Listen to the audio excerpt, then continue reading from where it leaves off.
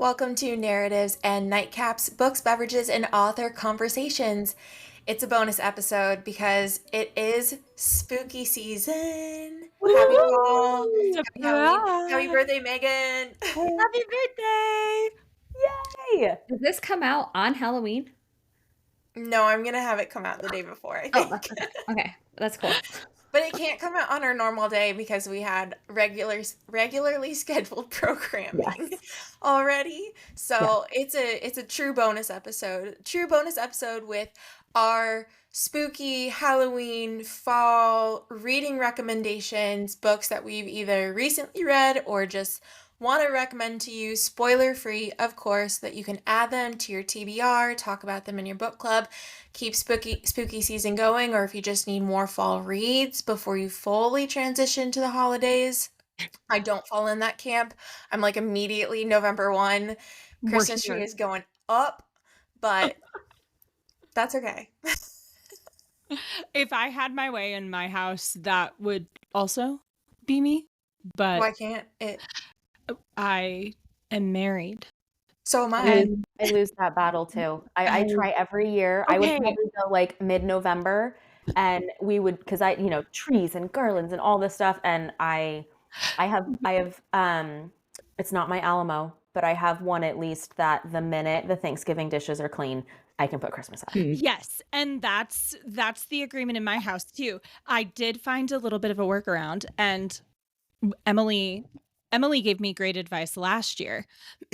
But listen, I don't know if you remember. Oh, well, I don't want to spoil your secrets, but like, No, please. you know how like you talked about husbands don't like, listen. just doing little things, just start planting like the little things. Well, no, see, listen, we're going to my in-laws in Missouri for Thanksgiving this year. And I said to husband, listen, you say we can't decorate until after Thanksgiving, but we're going to be gone Wednesday to Saturday. So the house has to be Christmas ready. Obviously. When we come home. I've used that line 100%. Yep. And it I worked. also said, George, like strategically while they're all out of the house, right? That I like will put, the garland over here in this corner, little thing over this corner, and eventually, like, woohoo, it's decorated. Look at that! And you didn't even barely have to do anything. Yeah. This episode is not about Christmas. I digress. I apologize. It's not. And the best person to kick off this episode is Megan. Yay! I do love Christmas, by the way. Just let me have my fall. Let me have my spooky season, and then we can get there. Okay, so Bree, don't know when you're going to work it in, but Q must be the season of the witch because here we go. This is my season. I'm a Halloween baby. I'm a Scorpio. I'm all things morbid, creepy, scary, whatever you want. I have it. So I put myself through most of Stephen King. True. Like in high school, that was like my read because I just wanted to prove that I wasn't scared of stuff. And I definitely am very scared of lots of things. So it didn't work. I didn't like work all the scariness out of me, but I digress. The first recap I have for you is The Only One Left by Riley Sager. So this was the one that I don't know if you guys saw like my personal Instagram, but my book came to me like all fucked up. This and I was just, like, the one that had like missing pages, yes, right? like half of them like were falling out. Emily, did you see this too? I did. I was going to make a joke about the title that maybe it was the only one left. It might have been. It very well could have been. And I don't know what happened at that particular printing press, but like all the wheels fell off. But the Amazon got me a new copy after I returned my disgusting previous copy. So here we go. At 17, Lenora Hope hung her sister with a rope, stabbed her father with a knife, took her mother's happy life. It wasn't me, Lenora said, but she's the only one not dead. Immediately, you see the vibe of this book. You got to love a schoolyard chant. What a way to start this episode. Yes. You want scary? Here we go. Have you guys read this one? Bree and Emily, have you read this one? No. Like, yes, obviously. It's so good. Okay, Megan, keep going. Okay. Obviously, thank you to Goodreads for my recap. Now reduced to a schoolyard chant, the Hope family murders shocked the Maine coast one bloody night in 1929. While most people assume 17-year-old Lenora was responsible, the police were never able to prove it.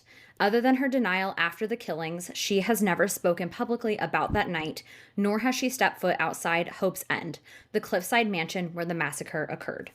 It is now 1983, and home health aide Kit McDeer arrives at a decaying Hope's End to care for Lenora after her previous nurse fled in the middle of the night.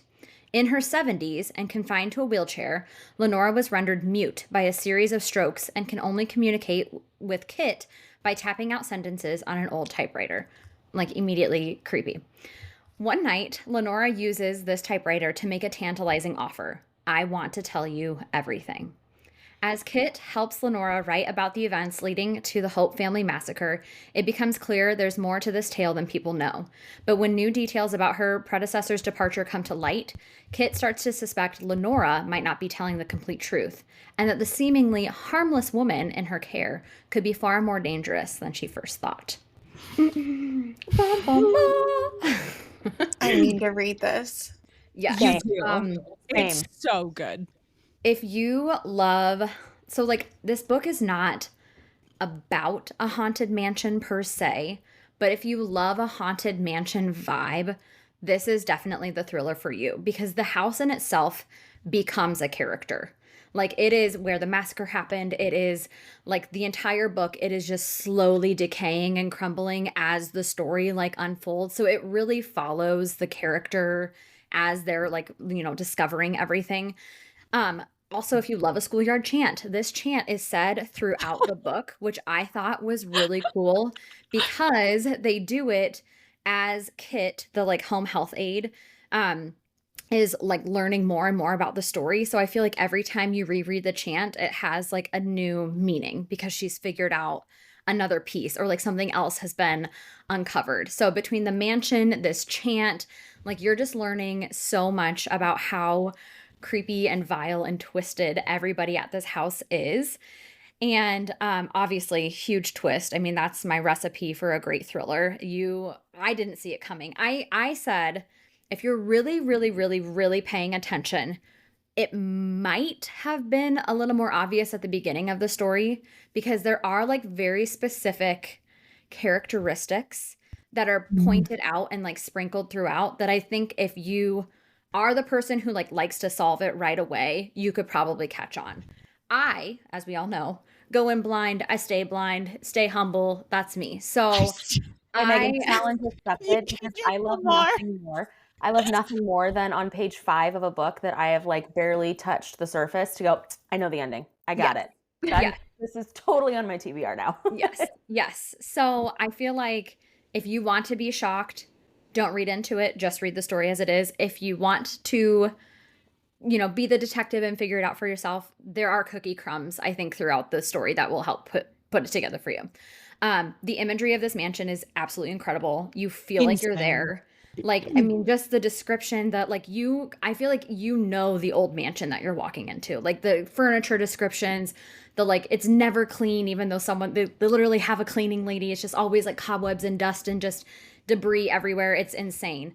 I also said, because I think we were maybe kind of adding this to our recaps, but if you liked the movie Monster House as a kid, did you guys ever watch that? Yes, I love that I movie. feel like this gives those vibes without the monster actually being the house, if that makes sense. So if you like a haunted mansion, like I said, if you want this like really big thriller, but it's a little less common thread, I think, than other thrillers. I feel like a lot of thrillers are like, plot twist, it was the husband, and this is not that. But it is a really good plot twist. Yes. And obviously, who doesn't love a seemingly spooky, harmless old lady, right?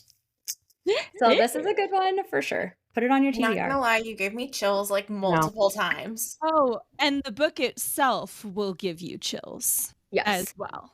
It is. Yes. Oh, it was the first Riley Sager book that I read, and Same. I loved it. I loved it. And I kept like seeing it everywhere. And then I was like, okay, I'm going to read it. And now that I've read it, I want to read. And that's the same with my second author. Like now that I've read one, I want to read many, many more in their repertoire because It was just excellent. Okay. So, book number 2, How to Sell a Haunted House by Grady Hendrix. You were reading this when you were here. Yes. And you I said did. it was really creepy. It was very creepy. So I'm excited I about guess this. like heads up, I bought it because I was like, oh, I'm a realtor. This will be so cute. Like, what a fun fall haunted house. No, listen to this. Listen to this. Not It is wrong. not. It is not that book. It is scary. Okay. And funny enough, like both of these books are like house themed, I guess. So truly, I am a realtor. What can I say? I love a house. I don't know. When Louise finds out her parents have died, she dreads going home. She doesn't want to leave her daughter with her ex and fly to Charleston. She doesn't want to deal with her family home, stuffed to the rafters with the remnants of her father's academic career and her mother's lifelong obsession with puppets and dolls. She does not want to learn how to live without the two people who knew and loved her best in the world. Most of all, she does not want to deal with her brother Mark, who never left their hometown, gets fired from one job after another, and resents her success. Unfortunately, she'll need his help to get the house ready for sale because it'll take more than some new paint on the walls and clearing out a lifetime of memories to get this place on the market. But some houses don't want to be sold, and their home has other plans for both of them. So again, thank you, Goodreads. That was not as creepy of like I feel like that's a good overview to like not give anything away. That sounds, I'm going to be honest, like more cutesy than creepy. Right. Like, and the cover, I know because I've seen this one everywhere, is like a white cover with, you know, the black outline of the house and like a, you know, purple, like what I'm going to say, like devil's tail or something kind of around it, or dragon tail or something. It seems cutesy, but it doesn't sound like, Megan, that's the case. No. What you read. No. Okay. So Just one thing your about face me, even. You're like, You're like, no, No, denied. it's not. It's no. not. So yeah, I totally was like, cute, quirky, fun fall read. No, this is, so something about me to back up really quick. I am very, very scared of clowns. I am very, very scared of puppets. And I'm very, very scared of the devil, as most people As you are. should be. Yeah. If you want me to have nightmares for weeks or longer, any of those aspects, put them into a book or movie. I will be up all night. I will still read and watch them, but only if all the lights are on and my husband is home. Like, I'm not doing that solo. And if I do, it's like blanket overhead. I will watch it, but I won't enjoy it. So this book delivered on the scary. Like, it sounded so innocent. You pick it up, you know, as I said, it sounds quirky and cutesy. It is not. It is truly a haunted house. It is, I think I described in our group text, a combination of like Night of the Living Dummy, Goosebumps book, meets Stephen King, meets The Conjuring. Like, it is the creepiest shit put together in one book. And I did not see it coming at all. I think, not to give anything away, but I think the storyline, because you know, it's a lot of it is from the sister's perspective. Like, I don't want to be here. I don't want to deal with this. And then stuff starts happening.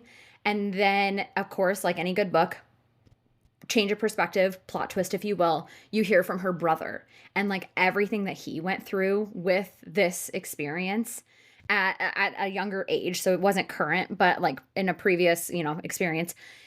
And that was like the scariest, I think, portion of the book. And I read this while I was in Florida at Bree's house, and then partially at the Airbnb that we were staying at. And I was like, I can't sleep here. Like, I don't know this house. I don't know these rooms. I am so scared. And I just had to snuggle closer to my husband. So I'm sure he loved that. It was absolute horror.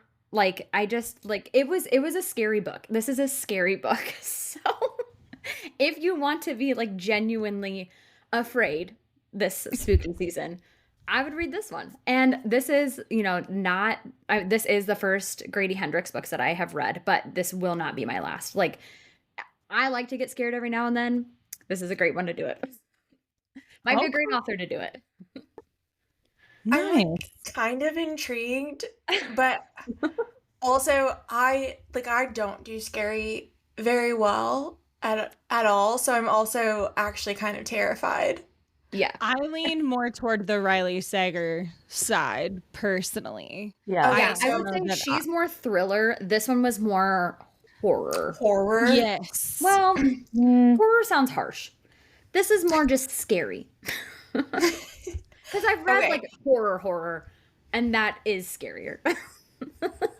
So Megan has shared what she's afraid of. Jordan and Emily, like, what are Oh yeah, what are yours? your fears? Oh my gosh. I am such a wimp, like across the board wimp. I can't do any horror, scary movie, nothing. I tried, I think when I was in high school with some friends of mine to watch the original Amityville Horror, thinking Oh. that because it was the No. OG that there would be Nope. like, oh no, Nope. we lasted 30 minutes and like switched to something way more fun. The most scary I will do is like Interview with a Vampire, movie-wise, right? During Halloween, which There is you more like go. fun and not super scary. Um, I think Megan and more in your camp, pretty much anything that can go bump in the night, my imagination will like go, right? So scary clowns, absolutely no. I also hate when I like if I get into a scary or a thriller plot line, whether it's a book or a movie, even if I am terrified, I have to know how it ends. Like I can't stop, I can't DNF those stories or those movies. I have to know how it ends. Oh, But I just had that with a book that I was reading where I was like, I'm not actually really liking this, but I have to know what mhm, But I'm in happens. it. yeah, Yeah. I was like, I otherwise, have to know what's causing this. I have to know why things are going bump in the night. otherwise my imagination I think is worse than the ending because I start like spiraling. Yeah. So clowns, like people breaking into my house, like weird noises, like all of the above. I just it's yeah, not a good thing. Yeah, no. Yeah. I mean, yeah, no, I question people who do like clowns. Yeah. I'm not really sure I want to be friends with that person. I'm going to be completely honest with you. So I'm joining that camp for sure, 100%. I feel like I've mentioned this on the podcast before. I am a true crime girly. So, like, I'll follow that true crime stuff, you know, whether that's Scott Peterson killing his wife Lacey, or that's Ruby Frankie and the whole child abuse situation, or I've followed other, even actually like serial killer things, right? Because yeah, um I've brought Ted Bundy to the podcast. I'm like, wait a second, haven't I talked about somebody else? So I feel like it's strange for me to say, like, yeah, no, of course, obviously that stuff still scares me and still creeps me out 100%, but somehow I can manage that a little bit more than the thing that I'm thinking of that probably scares me the most. Yeah, you will not find me with any paranormal activity. I can't do it. Especially, I don't talk about my faith a whole lot on the podcast, just because that's me and I can get into that probably at a different time. But just biblically as a Christian too, demonic, satanic stuff, I that's really uncomfortable and that's really hard for me too. So don't touch stuff like oh my gosh, I had the name and then it escaped me. Holy crap, what's the G-board? Ouija? Yeah, Ouija boards. No, don't do that. I'm thinking of those two really big movies of the 80s. They were a little bit before my time. Like um exorcism, Evil like Dead? Exorcist, yep, The Exorcist, and then Poltergeist. um That was oh, the that other Oh. one, one. No. that one's fine. That's not a I big deal. no, sorry, nope, Jordan, no. I I'm will thinking more Just like like Indian Indian burial burial grounds. ground? Yes. see Blair Witch Project? Oh, Absolutely no, not. no, That no. Get no, out of here with that. that is Get scary. out of here with that. See, I think, Jordan, that's my problem is I am totally on the true crime, like junkie train with I think a lot of people. But because I enjoy like that, those podcasts and those stories and those kind of things, anything that I hear go bump in the night, I immediately go 0 to 100, which is like my husband cracks up because I'll go, "Did you hear that? What was that?" He's like, "It's probably, I don't know, a dog." Like there's nothing. There's nothing. Yeah. You live in a neighborhood. It's You live in the okay. neighborhood. Like, it's a squirrel. I don't know. What do you want me to say? Like, yeah. Uh Bree, what are Are you? yours? I don't I was think you gonna say, answered. yeah, Brie has to share hers now. I don't think I have anything different to contribute. I too am afraid. I'm terrified of clowns. I do not like them. I honestly don't really like just about anything in a mask. Mm. Like even if I were when I would go to the fair and stuff growing up, like I would avoid the mascots and things that would dress up. Mm. Just wasn't a big fan, but I definitely don't like clowns. I can vividly remember being in college and walking out to the bars on Halloween night, and there was someone dressed as a clown just like walking down the dark streets Nope. No. separate from the bars, so Mm-mm. that Did that anytime you would pat, it was really freaky. Don't like that. Mm-mm.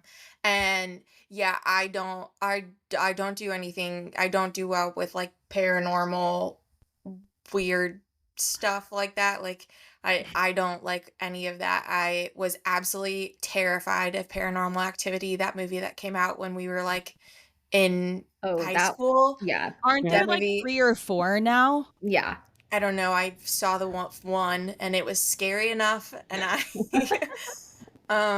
yeah, so I don't do super well with any of that. I will like tolerate it. I'll say I will like tolerate a scary movie knowing that I won't really watch it. I I cover my ears and my eyes so I don't Yeah, have the ear to. coverage, that's important. That's It important. is the silence is Megan said important. it is I essential. Well, I will like, because I watched, I think it was maybe when I was pregnant with Leo, I watched Hereditary like by myself. No. I don't even know Why? what this Because it was my is. birthday. No. It was fun. It was scary. I don't know. Nope. Literally probably watched it on mute 99% of the time because I can watch, but if I hear it, that's what gets me. The Yeah. sound. I don't need Sound that. is really scary. I would Yeah. say so. I don't know. I'm more like I love Hocus Pocus. I Oh, love yeah, Halloween sure. Town. Like 100%. I love all. But yeah, when it comes to scary stuff, but I don't know. I know Jared took me to like a scary movie not that long ago, and I will say that was probably the first scary movie he'd ever taken me to that like it took a turn for the dumb. Mm, And at that point, I was like, okay, this is just stupid. yeah. Like, I was scared for maybe the first like 30 minutes and like, I don't really want to watch. And then after that, I was like, okay, Yeah. I'm done. I'm not I scared think you're better anymore. than me because when my husband and I were dating, one of our first dates was during like October, right, ish time frame, and so we went to a movie. But I am such a scaredy cat that I was like turning down all of the suggestions of like scary Halloween fall movies. So what did we settle on? Hotel Transylvania. To this day, I love it. Sounds like a 10 fantastic out of 10. movie. I told her, I was like, It's a great date. lovely That was movie. awesome. Great I pick. will Nice say speed. Great. that's so good. Emily, you did make me think I did, and this was a while ago, but I used to listen to the podcast You're Wrong About. Mm. Okay. Yeah, I said Megan, I think you know that like there was a period of Yeah. time that I was literally obsessed with that podcast. Yeah. Like I would re-listen to episodes so that I could just spit facts at people. I was like they'd bring up like the most outrageous of topics and I'd be like, "But did you know according to statistics?" Um and they did a You're Wrong About episode that I think was like about the Amityville horror house Oh. and Yes. what like really happened. And that I will say like was fascinating to listen Mhm. to. Mhm. It was real and that I could handle. I was like, okay, I can handle this. Like Yeah. I love Yeah. the take that's like, here's what Yeah. really happened. Here's Yeah. what Yeah. really went down. Yeah. Because I Right. think like as you dissect things, it loses the fear factor. You know what I Yeah. mean? Like part Right. of the fear is not knowing, not seeing what's coming. And then the more you talk about it, the more you hear about it, then it's like, oh, it's just that. Okay. I get Yeah. it now. I'm still scared, but I get it. That's fair. Okay, really quick before we move on, I just wanted to bring 2 quick kids books because I think Emily, you might have brought one I too. do too. So We could just do both. these Yeah. are 2 that my son picked out. I am very blessed to have wonderful in-laws and grandmas for my kids, and they love to get us holiday books. And so we have a wonderful collection of Halloween books right now. And the first one my son picked out is Where Do Diggers Trick or Treat? And it is various digging/construction trucks and machines that go trick-or-treating. What will they do? Where will they go? How will they make it a fun Halloween We don't night? know. We don't know. It's so We cute. don't know. We don't know. It's the cutest book, especially for kids who love like diggers, the machines, like those kinds. Because my kid he's cars, he's monster trucks, he's Oh, tractors, he's all of that. yep. So this is just a really cute Halloween version. Everything rhymes. It's very like construction sites and just fun, cute things. The illustrations are adorable. Very cute way to like introduce Halloween, I think, especially to like little kids who maybe they've never gone trick or treating before, and just a very like cutesy machine perspective on Halloween. And Emily, I think we were rating if like what kids Yes. beverage might go Yes. with them. Yes. So for this one, I said it was giving more of like a Halloween punch versus like an apple juice or a chocolate milk. That's Like fun. it. And Oh. so if I may, really quick tangent, my mom used to make, because obviously my birthday is Halloween, if you guys haven't caught on yet. So every year my birthday party was trick-or-treating, come back to my house, Yeah. have pizza, have dinner, watch a scary movie, go to bed. Like that was Love it. it. So my mom would make a Halloween punch, and it was literally just like either rainbow sherbet or just orange sherbet with Sprite and obviously like cold, ice and all of that. Wow. And then Yeah. she'd put it on a big tub of dry ice so that it was like Like bubble. spooky, creepy. It Yeah. was so good. So if you guys ever need a Halloween punch, I'm sure you could spike it if you wanted to, but just do sherbet and Sprite. It's the best combo. I am so taking that idea. That's really Yes. fun. Yes, And just it's I love so the dry fun. ice. Like that's It's perfect. delicious. I don't know where you can get dry ice, but that was Yeah. a fun addition. And So then my fun. second book is called The Big Pumpkin, and this is by Erica Silverman. This is a 1992 book, so holler, that was when I was born. Love that. Um, a witch plants a pumpkin for pumpkin pie, but as it grows larger and larger, she cannot pull it off the vine alone. With the help of some Halloween friends and a very smart bat, she gets her pie and some new friends along the way. So again, a very cute like introduction to not just Halloween, but I feel like a lot of the like Halloween characters that aren't so scary. So like a vampire helps her, a ghost helps her, a mummy helps her, the bat helps her, and it's, about a witch. So it's not like super creepy, scary that like your kid would be terrified of what's going on. And I love the like old style, 1990s illustrations. Like it's just a really cutely done book. And this one I gave a drink of hot chocolate for sure. Sounds perfect. Pumpkin pie, hot chocolate, those together. Doesn't love pumpkin pie. I mean, that's just, Whoa. what? No? What kind of This pie? is like a It's not a stack. pie? I don't. So I You will could say I just- don't like pumpkin pie, but I love other pumpkin desserts. And I make really good pumpkin desserts, but I don't like pumpkin pie. See, I feel that I'm the opposite. I would prefer pumpkin pie. I do not need pumpkin and everything else. Know what I mean? I don't like the texture of it. It's a I'll weird give you that. I still love texture. you that. I still Um, accept you and I still love you because you agree that clowns are creepy I and feel you're like scared this of is them like too. a stat. But 1 in 4 people don't like yes, pumpkin pie. yes. Right? Like, I feel like this See, is a I can nice tell you, cross I section. make But I all make 4 in 4 amazing people think clowns are terrible. Yes. for There you go. sure, for sure. Like you said, Jordan, do not trust people that do, because that's weird. Yeah, I make John Wayne Gacy. amazing pumpkin chocolate chip bread, not to like toot my own horn, Ooh, that but I sounds make good. really good pumpkin chocolate chip bread, and I make really good pumpkin cupcakes Okay, Ooh. pumpkin cupcakes do sound really good. With like a And cream they're cheese frosting? with a cream cheese Oh, frosting yeah, and okay. typically a I'm in. chocolate I'm ganache in. too. And it is like Yum. Yum. they're so good. So Jared's good. office has like requested them in the middle of summer before because they just really like them. We always make this like giant tray, kind of similar Brie, to your cupcakes, it sounds like, but pumpkin bars. That's what we call them, right? Yeah. Oh So yeah. it's basically like you take, I'm sure, the cupcake and it's pumpkin puree and deliciousness in like the tray, and then we top it with cream cheese frosting. Oh, But the funniest part is like we make that first thing in the day to like have for dessert, but as the day goes on, people just sneak like little pieces, right? Oh. But it's only a little piece. So I find it so funny to watch as the day goes on, the shape of what pieces have been cut out, because it's not uniform. People are taking like little slivers, right? Like have off you the seen tray. that? I mean, it's probably a TikTok, but that video What? of the No. man, he's I like, wish- I wouldn't eat a whole tray of brownies, but I'm gonna eat little like, slivers of brownies every day until it's gone. Emily, I wish Why didn't we talk? Yeah. If we had talked like a week ago, so I just talked about like my two favorite Yeah. pumpkin desserts, but I also make this pumpkin cake. And this past weekend, Jared was Yeah. like, he was like, I really want pumpkin cake or whatever. And at one point, I walked up to him and I was like, "Is there a reason you can't cut your piece of cake like in normal?" I was like, "Why are you cutting these random shapes?" And he's like, "Well, I don't need a whole piece sometimes." And I was like, "Okay, but cut a sliver that's like in a rectangle or a square." I was like, "Why are you cutting diagonal through my cake?"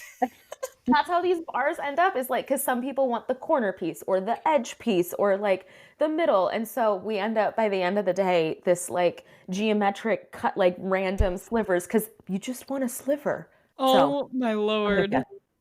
That is too funny. But Oh, now you guys have made me really hungry. Okay. Megan, I And- love those kid books, and pairings are Yes. perfection. So Perfection. sweet. So sweet. I love it. I love it. I love it. Okay. I'm going to shift our gears here for a little bit with my books that I brought for spooky season. So indulge me if you will. I did decide to bring to the pod for today Quicksilver by Callie Hart. So here is the setup, listener, and then we'll get into my review. Do not touch the sword. Do not turn the key. Do not open the gate.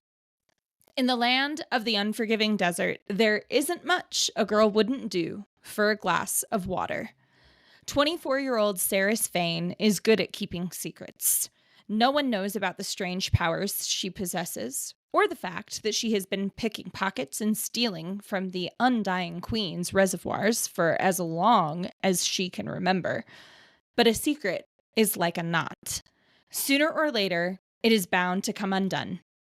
When Saris comes face to face with death himself, she inadvertently reopens a gateway between realms and is transported to a land of ice and snow. The Fae have always been the stuff of myth, of legend, of nightmares. But it turns out that they're real, and Saris has landed herself right in the middle of centuries-long conflict that might just get her killed.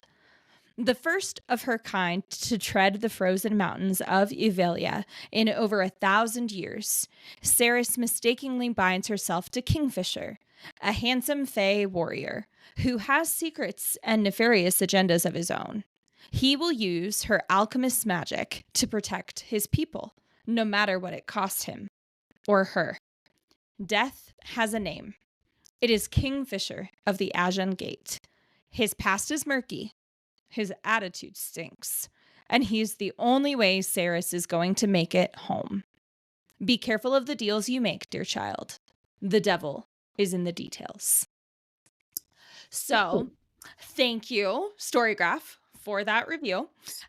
And listener, I'm coming off the cuff with my review because life was lifing the past couple weeks, and I apparently did not get myself well enough to gather my thoughts before this podcast, but your girl is back as far as fantasy is concerned. For those of you who have been following for a little bit, we covered the Blood and Ash series by Jennifer Armentrout on the podcast after we read Crescent City by Sarah J. Maas, and I was done. I was so tired of fantasy. I needed a break. I needed a really, really nice long break. And if you are one who wants to dip a toe into fantasy because fall is the time to do that, I'm telling you, this is a fantastic book to do it with. I loved the banter. I loved the world building was not too much, not super duper crazy. Of course, the spice level was chef's kiss. And it was just a really great way to get back into fantasy. So I really enjoyed this one. And I believe we're only a couple weeks away from book 2, right? When does it come out, Brie? I don't know the exact. I think like It comes out in November. I know that. I have it on pre-order. Hold on, I'll pull it up.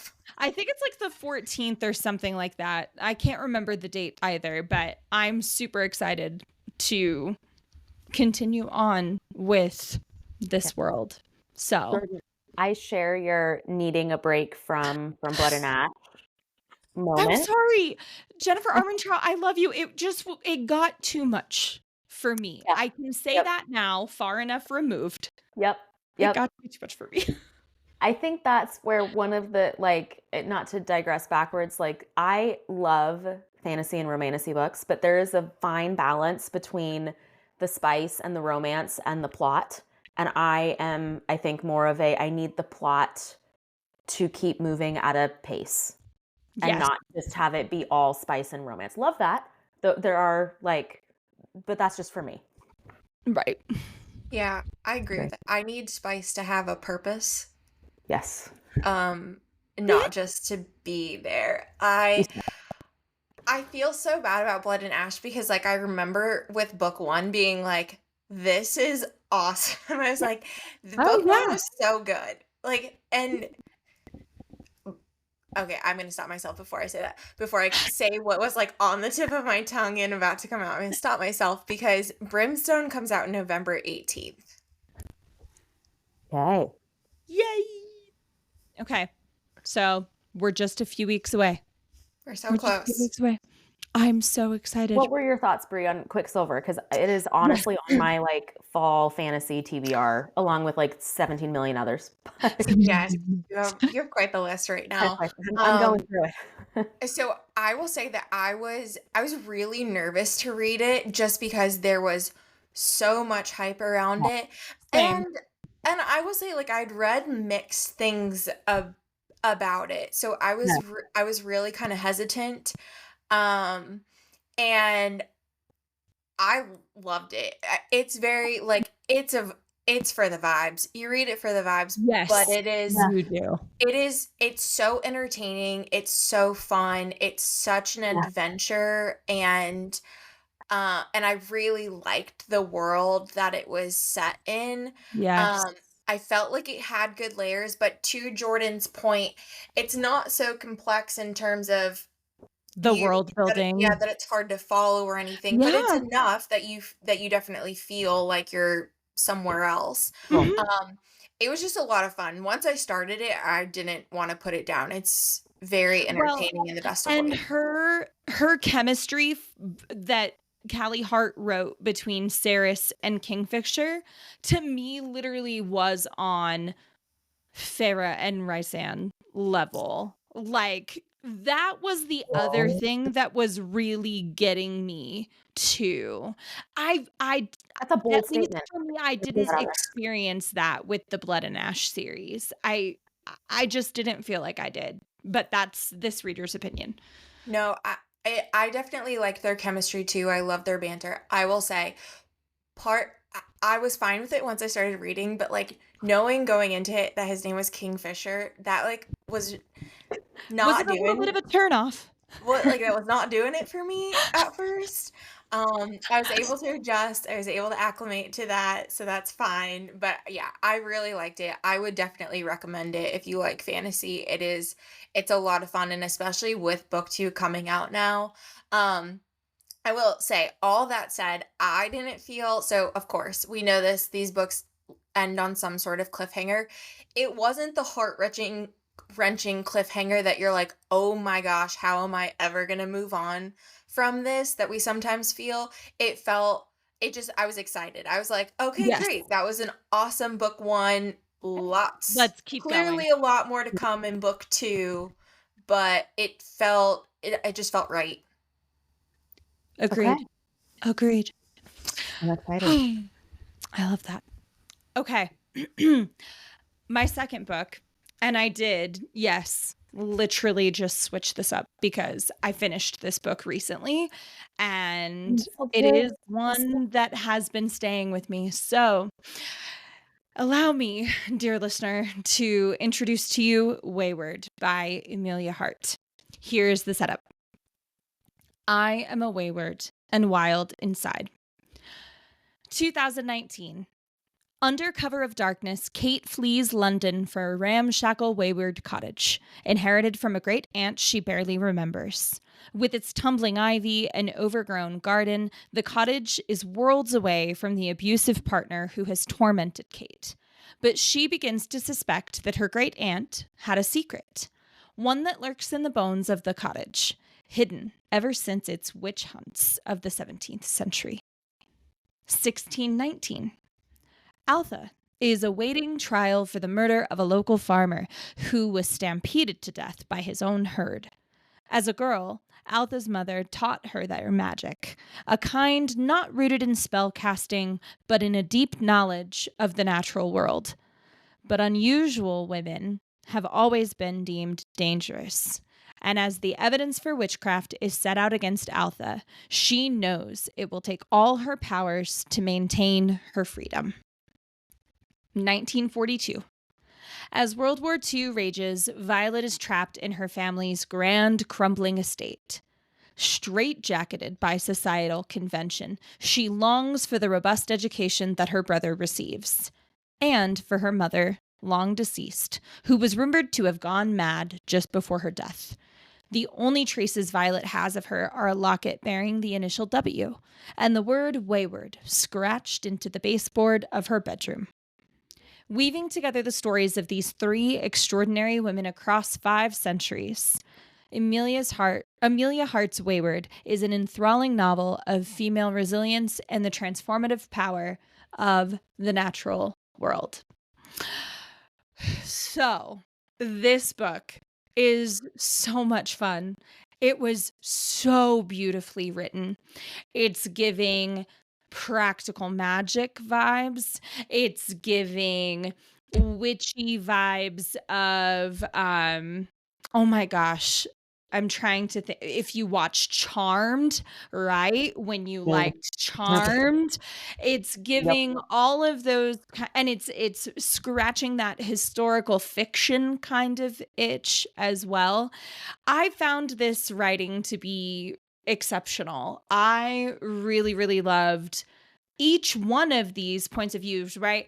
And I think we've talked a little bit about historical fiction on the podcast, obviously. And sometimes, you know how depending on like the multiple timelines and like the different POVs, you can have a preference, one character over another, one storyline over another. No, not here. Not only are you rooting for the wayward women and you're trying to connect all these dots and understand the generational connections and all of the things that they're going through, but each of their stories is just so beautiful and so compelling. And I found it so well done to get through. I listened to this one with my ear holes and loved it because it was narrated with 3 different women playing each part, which is also an excellent touch. So if you're looking for something on that like witchy kind of side that's not going to be too, and here's the crazy thing too, because we were just talking about things we don't like about this season, right? I brought up Ouija boards and the demonic kind of stuff here. No, these are the women that delve into the arts naturally. We're talking plants, we're talking herbs, we're talking all of the different kinds of, mixing potions and tonics and different things for the women of the village or the community at their request, right? We're not yeah, okay, maybe like a, couple little woo-woo things happen here and there, but it was not too woo-woo for me, and I loved What it. is woo-woo? So, it's like, I don't, it's just when you're getting into like the really weird stuff. I don't even know.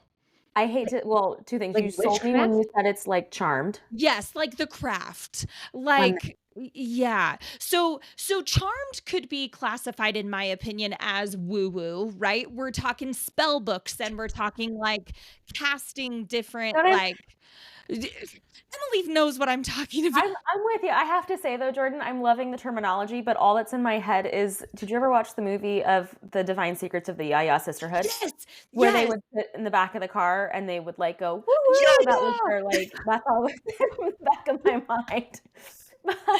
Oh my goodness. Jordan, you sold me when you said this was like, sounds like charm. This book has been on my radar for a while, It's and I so love good. hearing that it's good as an audiobook because you all know I like devour audiobooks like for breakfast.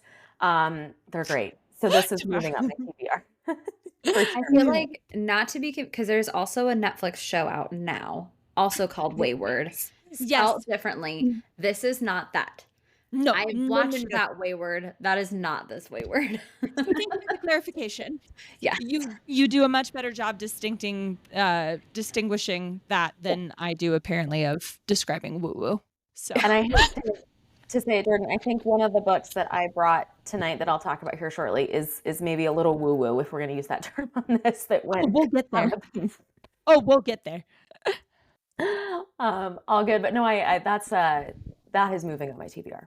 Yes. But before I jump into my two, I wanted to bring my children's books because Megan, I loved the two that you brought in the pairings, and these have been on repeat in our house. The first one, as you can tell, is well loved, Spooky Pooky. We have that one too. Yeah, I love it. It's so cute. So well loved So cute. that our dog tried to read it and was not super successful, or was successful, however you want to interpret this. But Spooky Pooky is the board book story of a little Pookie, a little pig, who tries to find his Halloween costume. And he's got a bin of costumes, and you know, some are too big, and some are too small, and some are too itchy. And how is he going to pick his costume for Halloween? Please tell me we're reading with noises. I don't know about noises, but I definitely try to do like a mom voice and the baby voice. A mom voice and a baby voice. Yeah, 100%. Yep. So this is super cute. We've read this about 34 million times. That's not an exaggeration. And I would pair this with a pumpkin pie milkshake.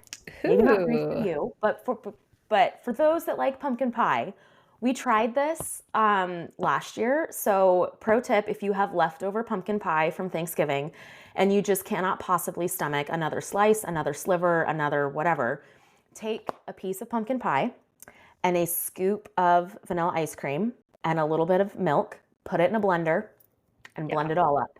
Yes. Whipped cream. It is perfect. And it's just sweet enough to go with this cute little story. I love it.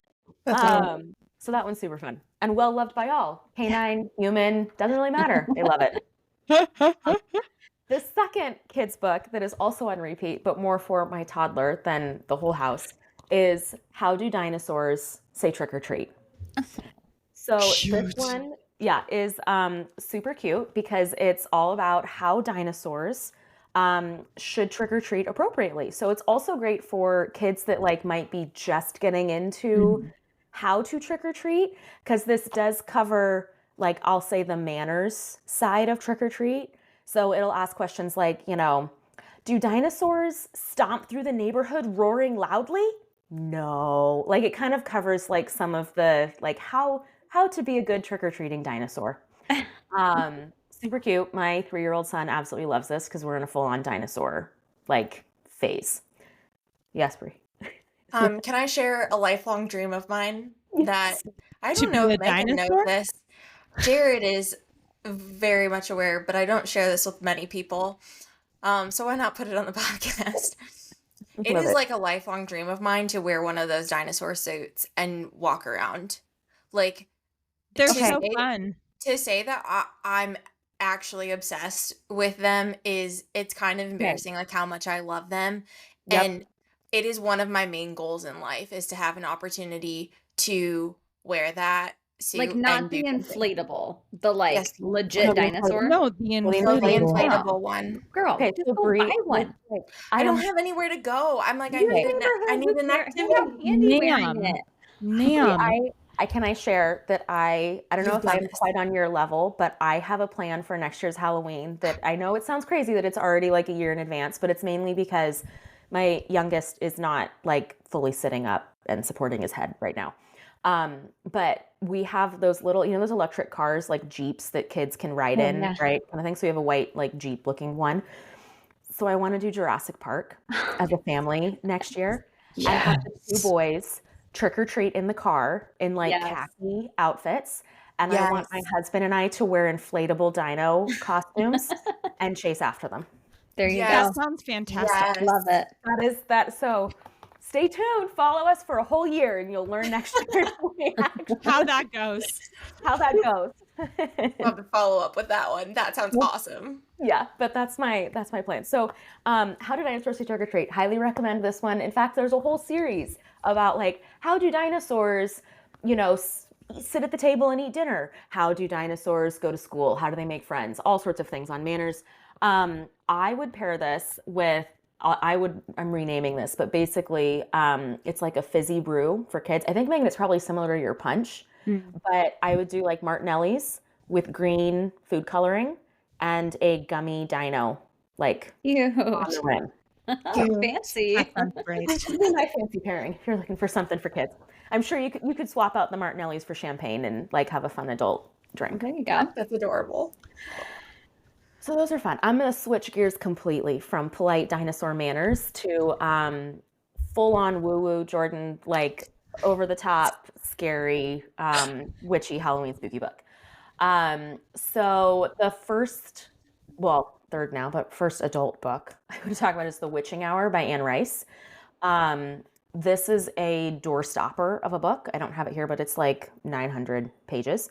But I still think about it to this day. So let's dive in on the summary. And thank you, Goodreads, for this one. On the veranda of a great New Orleans house, now faded, a mute and fragile woman sits rocking. And the witching hour begins. This is the Mayfair Witches. It is. Okay, sorry. No, Continue.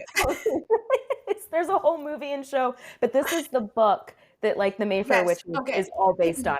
Yep. Okay. So it begins in our time with a rescue at sea. Rowan Mayfair, a beautiful woman, a brilliant practitioner of neurosurgery, aware that she has special powers but unaware that she comes from an ancient line of witches, finds the drowned body of a man off the coast of California and brings him to life. He is Michael Curry, who was born in New Orleans and orphaned in childhood by a fire on Christmas Eve, who pulled himself up from poverty and who now, in his brief interval of death, has acquired a sensory power that mystifies and frightens him. As these two, fiercely drawn to each other, fall in love and in passionate alliance, set out to solve the mystery of her past and his unwelcome gift. The novel moves backward and forward in time from today's New Orleans and San Francisco to long ago Amsterdam and a chateau in the France of Louis XIV. An intricate tale of evil unfolds, an evil unleashed in 17th century Scotland, where the first witch, Suzanne of the Mayfair, conjures up the spirit she names Lasher, a creation that spells her own destruction and torments each of her descendants in turn. From the coffee plantations of Port-au-Prince, where the great Mayfair fortune is made, and the legacy of their dark power is almost destroyed, to Civil War New Orleans, as Julian, the clan's only male to be endowed with occult powers, provides for the dynasty its foothold in America. The dark, luminous story encompasses dramas of seduction and death, episodes of tenderness and healing, and always, through peril and escape, tension and release, there swirl around us the echoes of eternal war. Innocence versus the corruption of the spirit, sanity against madness, life against death. It goes on. There's a longer summary, I think, as you all can see in the notes. But it is, you can kind of get a sense, I think, from the summary too, just how like this story, the writing, like it is about spirits and occult powers and witches, and it kind of goes down that path, but it is Gothic perfection. Like if you are into Gothic, witchy, I'll even, not so much thriller, but there is like that kind of, you don't have all the pieces like put together on this one. It creeped me out so much though, but like I was entertained, like in the best way. Is that weird to say? But you kind of know what I'm saying, right? I definitely had a few moments where I like was reading this before I went to bed and had to like turn on the lights and make sure everything was okay, and then like go to bed. Megan, this kind of sounded like your haunted house. Yes. But Yes. I was like, yeah, this put this down for a minute. but I like usually don't read these kind of creepy stories, and I was thoroughly captivated. Anne Rice, this was also my first Anne Rice book, and she is like, as far as my one reader opinion, the queen of character development. The reason this book is 900 pages is even the side characters, we got their like entire life story. So it went like in depth for everything. The book starts out with Rowan and Michael Curry and that situation, and then it goes all the way back to Scotland through like all of the Mayfair witches and their entire backstory and how it flows, which I found like my favorite part of the book was honestly more of the historical part. I think we talked about some of that, right, with our past episodes. But it was a slow build. It was like a haunted atmosphere. There is a haunted house aspect to it. I will say though, trigger warnings abound in this one. Like, just check them. I will say there is trigger warnings of sexual assault. There's trigger warnings of like incest, of like things with kids. Like, just check the trigger warnings before you dive into it. If you're okay with those trigger warnings, it's an entertaining, creepy, spooky read. But I still like can't stop thinking about this book. So, Brie, have you seen the movie, like, or the TV adaptation? I haven't seen it. I've wanted to read this for a long time. Earlier this year, actually, I was like, I'm gonna make the jump and watch the Mayfair Witches. Okay. I did not get very far in Yeah. it. And this is not like, I love the main actress that Yeah. is in it and everything. I've heard the book is just where it's at, and I've even heard that the show like is a super accurate portrayal of like what the book was. So, which could be because like it's 900 plus pages and they had to cut a bunch of stuff out. So, Yeah. so I only just your initial when you first started, that is like how the show starts. Yeah. And so they got that spot on. But I didn't make it very far into the show, so I can read the book with no spoilers. Perfect. I haven't seen the show, but the book, I like read the book and then I had to switch to part audiobook because it was 900 pages, so I had to like get through it somehow. Both are fantastic. So either one, I think you're good. But Anne Rice is like, this will not be the last Anne Rice that I read, but I do feel like I have to sort of gear myself up because they are hefty tomes. Yeah. Yeah. That's very cool. I love that. All right. And then the second one, or fourth, however you want to say it, I don't know if the kids' book, I read those like 20 minutes. The Familiar. Jordan, you and I did a buddy read on this one. Yes, we did. I was going to say, here it is. And who doesn't love it? She's got her look at that. I knew, right? I can't resist a sprayed edge, right? It's a good looking one. It is a very, I mean, this cover is just, yes. Okay. Okay. So I'll go through the summary, and then I know, Jordan, we've thoughts on this one. Yes. Again, thank you, Goodreads, for this summary. So, in a shabby house on a shabby street in the new capital of Madrid, Luisa Cotaro uses scraps of magic to get through her days of endless toil as a scullion. But when her scheming mistress discovers the lump of a servant cowering in the kitchen is actually hiding a talent for little miracles, she demands Luisa use those gifts to better the family's social position. What begins as simple amusement for the bored nobility takes a perilous turn when Luisa garners the notice of Antonio Perez, the disgraced secretary to Spain's king. Still reeling from the defeat of his armada, the king is desperate for any advantage of the war against England's heretic queen, and Perez will stop at nothing to regain the king's favor. Determined to seize this one chance to better her fortunes, Luisa plunges into a world of seers and alchemists, holy men and hucksters, where the line between magic, science, and fraud is never certain. But as her notoriety grows, so does the danger that her Jewish blood will doom her to the Inquisition's wrath. She will have to use every bit of her wit and will to survive, even if that means enlisting the help of Guillaume Hell, I'm really butchering that name, sorry, an embittered immortal familiar whose own secrets could prove deadly for them both. Dun, dun, dun. I'll just say now, his nickname is the Scorpion, so I'll probably just refer to him as the Yeah. Scorpion so I don't keep butchering his name. I think it is Santangel. Yeah, or Um, mm, the yeah, that Scorpion. was we'll There's just go no with way to know. Scorpion. No, It's fine. So, Jordan, what did you think? Okay. Yes. So obviously Emily and I texted quite a bit about this one offline. Because you're a And better buddy reader than I. well, no, actually, Emily did read ahead of me I quite pulled a a bit. Brie. I pulled a Now, Brie. in my defense, I had like back-to-back weekends with hosting visitors out of town, my birthday. My husband and I had like prior engagements and commitments. And so I was struggling to get into this one hardcore. And here's Emily like, where are you at? Like, I listen, it turns around at like this point, like you got to get there. And I'm like, okay, I'm going to do it. I'm going to do it.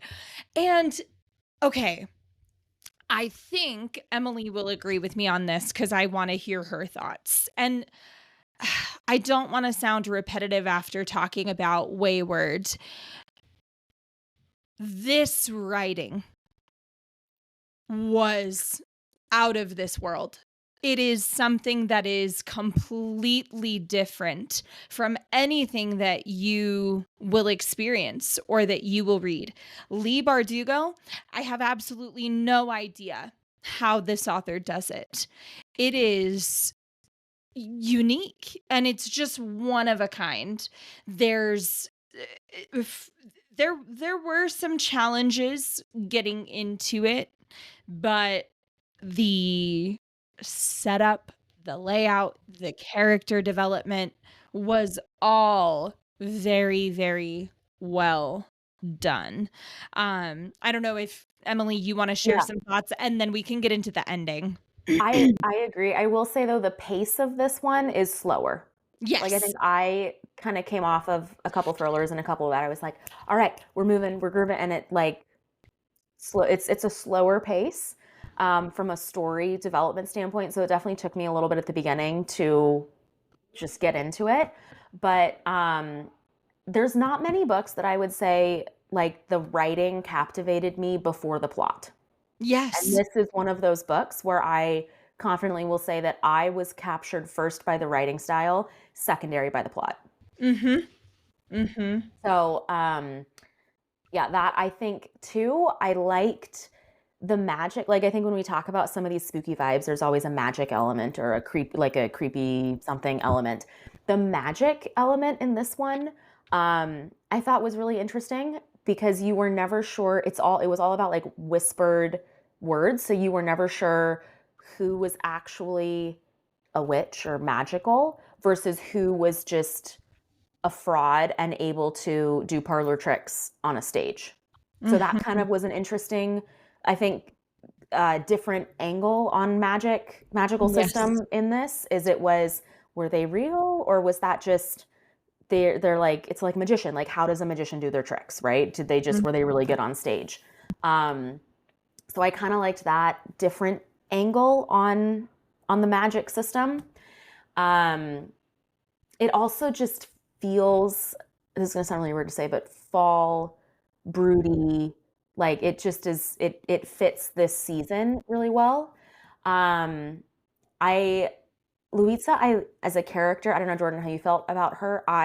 She's the main character. I liked her, but I thought she kind of reminded me a little bit of like a kite being blown in the wind. Like she didn't really have her own like strong take on her destiny until the last 50 pages. Yeah, I would 100% agree with that. Absolutely. Yeah. And it wasn't necessarily that it was hard to root for her in that way so much. I'm looking a little bit off of your notes, Emily, so I'm going to cheat a little bit, but you talked about how Bardugo's writing, her prose is so rich. And the interesting thing with this writing, with this story, what kept you going was where is this gonna go? It absolutely took maybe 2, 3, 4 turns that I was not anticipating. And I was like, oh, wow. Okay, we're going down this, you know. And I like that analogy, that connection of Louisa kind of like a kite going along with all of that. Yeah. And we're not going to spoil anything here, listener, because this is not one of those, but to get into just the ending a little bit, I will say it did leave a little something to be desired, at least for me personally. I liked it, and yet at the same time I walked away going, huh, okay. So I was that's the ending. I was worried it was going to be a tragic ending, and I was pleasantly surprised. Again, I'm trying really hard not to spoil this. I And I was know, pleasantly it's hard. surprised, and satisfied. And I'll leave it there. Yeah. Okay. It's It an feels interesting one. very vague, and yet you guys have described it in a way that I'm like, okay, but I want to read it. You should read it. I think you I'm- should. I'm Absolutely. definitely interested. And I Mhm. think that's just because of all of the little things that you said that I'm like, okay. It Different. does give me a little, it is It's that very dark, different. broody, kind of like Emily's talking about. It did almost give me Philippa Gregory, like other Boleyn girl kind of vibes, as far as like the pacing, the setting as well. So I'd highly recommend. Same. I mean, it's worth I a read. read it. I'm There you interested. go. And I would say it's good to buddy read with someone, because you do kind of want to talk through, like, Maybe don't bug them quite so much if I'm guilty. I'm glad you did. I'm glad you did. It was karma, Jordan, because Bree was bugging me the same about Alchemized. So like what goes around comes around, right? Well, when I read it, I'll just bug you guys because you'll have already read it. Megan, we'll have to see if we can get on the same pace, Yeah. maybe, and we'll try our buddy I'm an read. excellent buddy reader. If you tell me to stop at a certain point, I will stop at that point. If you want to have a discussion, we will have that discussion. Period. Because you know why? Because I'm a nice buddy I've been reader. betrayed. Into Dinosaurs Buddy Read by Megan. Yes, seriously. Yeah. Oh my. I know before we were recording, we were talking about the old people we meet on vacation episode, and I was literally like telling Robert, I was like, so there's gonna be a moment that Megan like freaks out at me. I was like, do what you want with it. I don't know. Leave it in, take it out. It doesn't matter. Emily and Jordan say, no, leave it in. That's staying there. I was like, it's been a really long time, but I'm pretty sure it was like episode 2 because at the time we did 3 episodes a book, and What a crazy time. yeah. Oh my gosh. All right, Bree, Okay. what do you got for us, friend? Awesome picks. Well, first, I wanted to ask if you guys were just as scarred as I was. And when I say scarred, that's a bit dramatic because a part of me like really likes this and would want to read them to my children. But did you guys ever read scary stories to tell in the Yes. dark in school? Yes. Third No. grade. Mrs. Third Phelan's grade. classroom. Yes. Third Yeah. grade, I was sitting on the floor Yes. reading that. But And see, you know in which third one grade, I scared was the all... Sorry, go ahead, Jordan. No. Which one Okay, which scared one you? I scared want to you? know. Harold. Fucking Harold. The scarecrow that comes to life and then wears another man's skin. Yeah, no Yes. thank you. No thank you. You guys, in third grade. Third grade. Today, That's some Ed Gein. That's some Norman Bates psycho. Nope. Speaking no. of, did you guys watch that on Netflix? Very Absolutely good. No, but I not. want to. Very interesting. Yeah, I went to. Absolutely Yeah. not. I was gonna Nope. say that one I really like that actor, so that's like Yes. part of the reason I'm like, I really wanted to know. watch it too, and then I saw the trailer and I just I heard the next one that Ryan Murphy's doing is Lizzie Borden. Yes. I I'm think now there's a that trailer one I for it. will watch. Is there a trailer Yes. for it already? I What? think so. I think so. And Okay. immediately after this, we will be looking that up. Yes. I have to look it Right now. up. No, I was going to say we didn't read that in school because in 3rd grade I was in Catholic school, so we didn't do Oh, Oh, yeah. you didn't read that. Okay, well, public school Public school scarred you. you did. Other one that I like to this day repeats in my head was In the Dark Dark Room and Other Scary Stories, specifically the girl with the green scarf. Did you Yes. have you okay, Emily Oh. Jordan, have you guys ever read The Girl in the Green Scarf? Oh, No, I No. was gonna look this up. I'm looking it up right now. My Oh. gosh. Okay, you Do we have ruin? to I read don't it. want to ruin it for you. I don't want to ruin it for you either. But when I say that, like, that story has stuck with me for over 20 years, it's not an exaggeration. Like, and we read them in elementary school. Yeah. That's insane to me. I feel like this is where like Oh, wait. the morbid did. obsession like starts is Oh, 3rd for grade sure. Carolyn. Mm-mm. For Mm-mm. sure. That's 100% where, at least where it started for me. Yeah. No. And I've been Mm-mm. riding that train ever since. Mm-mm. I'm right there with you. We are, Meg and I thank are you. on board. Other people are not. I do remember so I used to work at a TV station, and I remember working on the morning show one day, and it was around Halloween, and someone like brought up the girl in the green scarf, and I turned and I was like, "Excuse you?" And she was like, "Oh, the girl in the green scarf." And I was like, "Oh my Yeah. gosh, can we be friends?" And everyone Love else is it. like, "What are you guys talking about?" I was like, "How do you all not know this story?" It's insane. It's Okay, insane. don't read it to your kids, but like you read it. Read it. Yeah. Okay, I'm gonna take us on a different journey. I was honestly like really torn about what to bring to the pod, but I feel really good about what I settled on, and I wanted some variety. So, first I'm gonna talk about The Mesmerist by Caroline Woods. I brought receipts, so this is There you it. go. And on the front it says, "Is it magic or is it murder?" So, before hypnotism, there was mesmerism. In 1894 Minneapolis, in the wake of a national financial crisis, spiritualism of every stripe is all the rage, and women are dying under mysterious circumstances. But until a new guest named Faith lands at the Bethany home for unwed mothers, mute and refusing to explain her arrival, the sordid stories of unexplained deaths seem unconnected. Faith's reticence is quickly interpreted as malevolence, setting the house above with whispers of dark magic.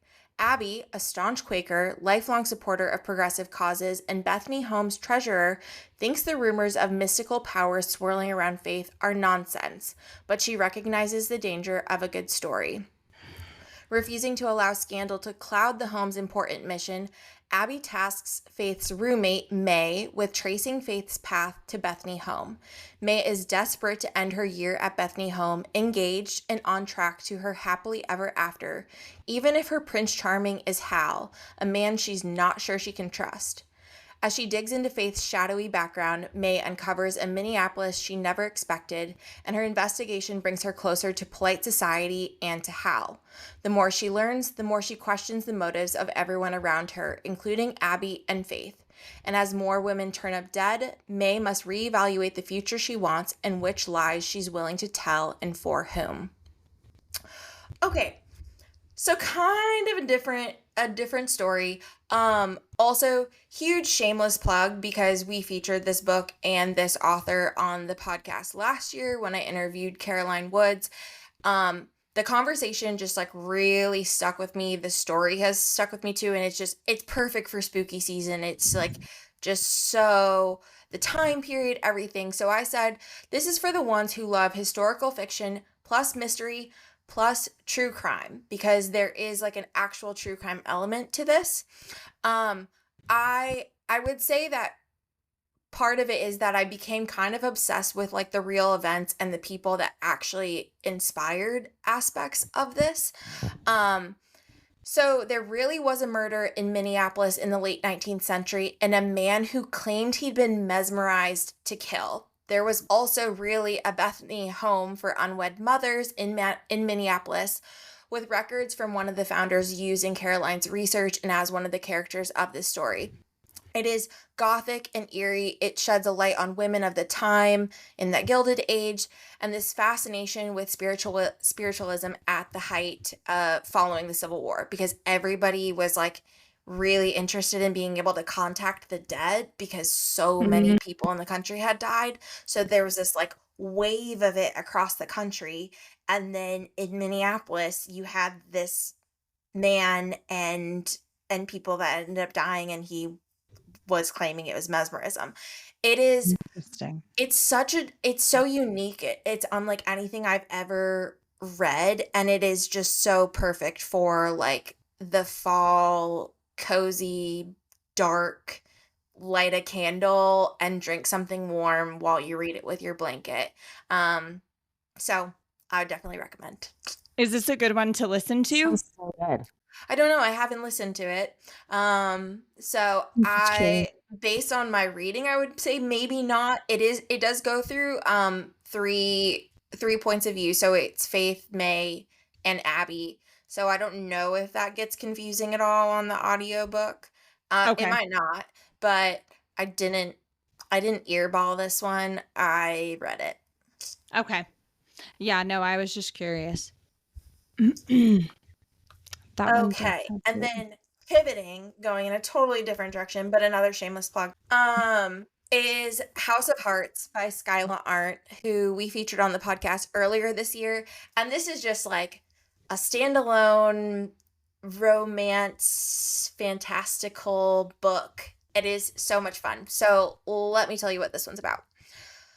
Violet Harper knows her best friend was murdered. Even if everyone else has labeled her death as a freak accident, Violet is sure her friend had been trying to tell her something right before she died.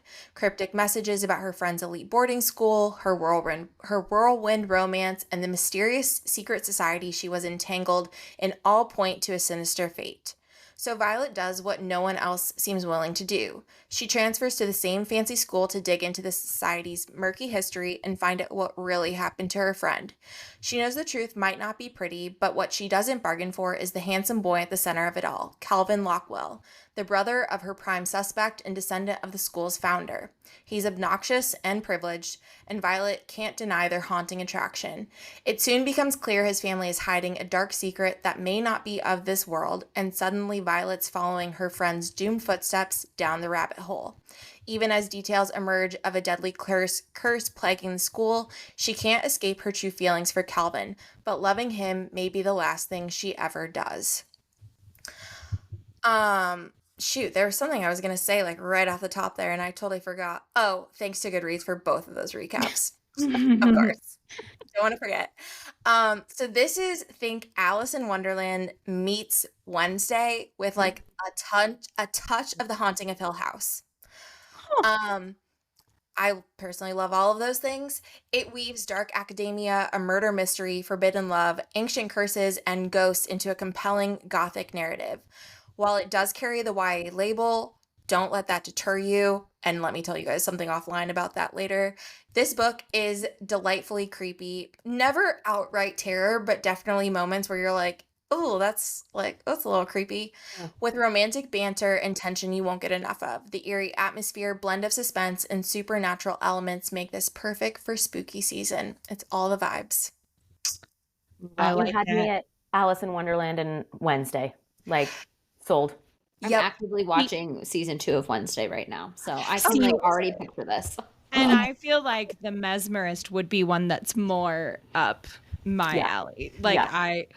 not that I'm not an Alice in Wonderland fan, not that I'm not a Addams Family Wednesday kind of fan, but I would The lean true more crime towards- element. I Jordan's would lean more towards Caroline Woods. Yeah. I bring something for everybody. I aim to please. No, Yeah, it was ask just, her to buddy read, Megan. And absolutely not. I think we need to release like the proper guide to buddy reading. Megan, you may need to take the lead on that one. Okay. Because clearly all of us are failing. That's perfectly fine. Yeah. I will write the rules.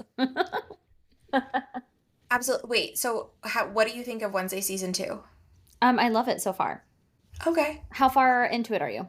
I've only watched season 1. I haven't started season 2. Okay. That's where I'm at. I've seen season 1, not Okay. season 2. And I loved Um, season 1.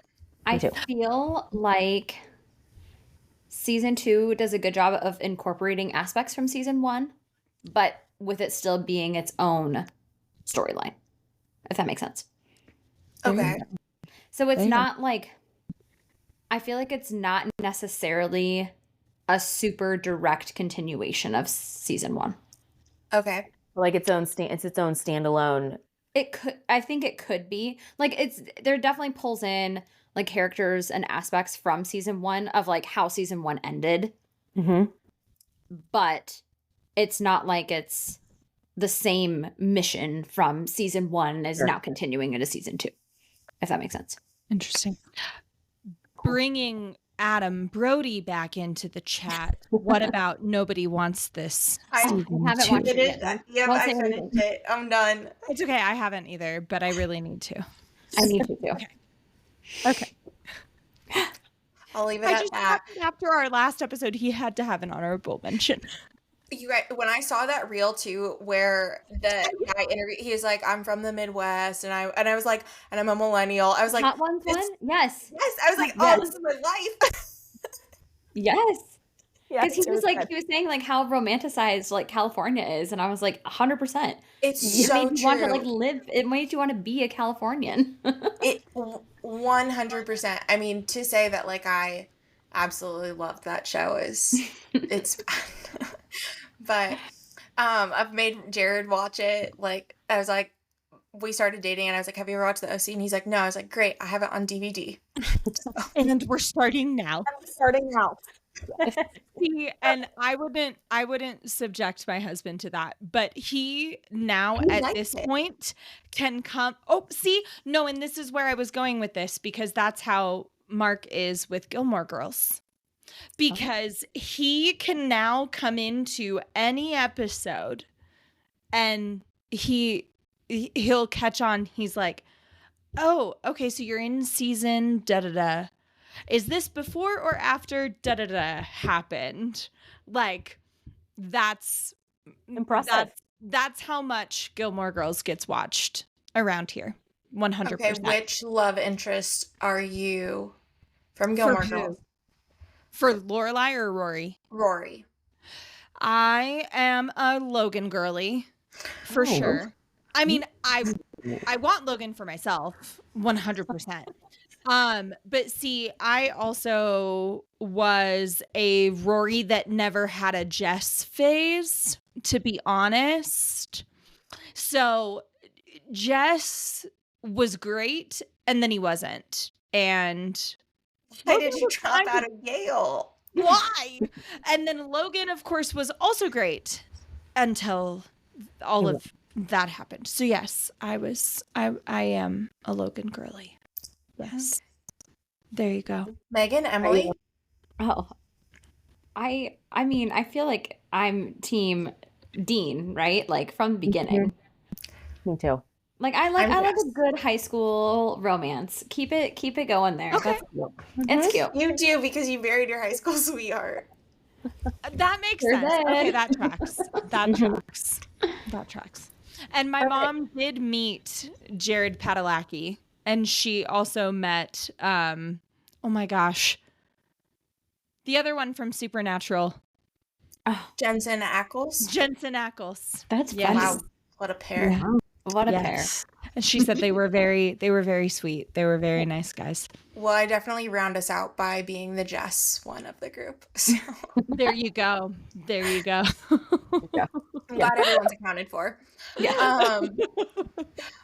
Well, thank you so much for listening. We hope you enjoyed our spooky bonus episode, that your fall TBR has grown, because that's what we're here for. Even if you still need those fall reads for the rest of the year, or just want to put them on your Goodreads TBR for next year, there's definitely something for everyone.